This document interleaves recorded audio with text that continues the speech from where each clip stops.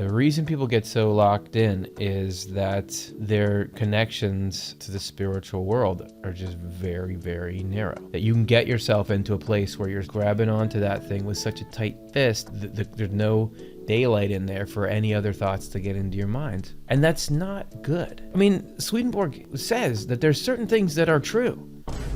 He's not saying that there isn't a very specific actual truth of who God is and what God is like. So you'd think he would say, yeah, if there's something that's true, you cling to it as tightly as you can. And he even gives accounts of experiences where when he doesn't entertain the promptings of evil spirits to kind of question the core tenets of faith, then he's immune to their sort of quibbling and their...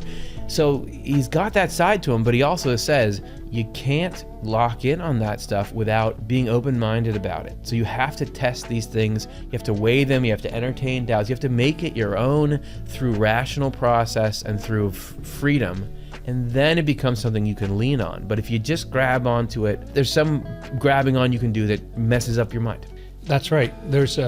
For one thing, he says that there's two different kinds of doubt, which is an interesting thing to say, that there's some kinds of doubt that's just questioning everything and tearing everything down. And we're all familiar, lots of that goes on in our world. Yeah. But there's an affirmative kind of doubt that's very important, which is to really wonder about things. And he says that actually stretches your ideas, makes them more three-dimensional. He also says that when you're kind of adamant about things, there's a hardness and inflexibility about that. But he says that the angels, they're soft about these, they have a softness, a pliability, a flexibility. They're more like water than they are like stone. There's a kind of wisdom that comes from knowing many things and taking many different things into account instead of being kind of a one-note samba.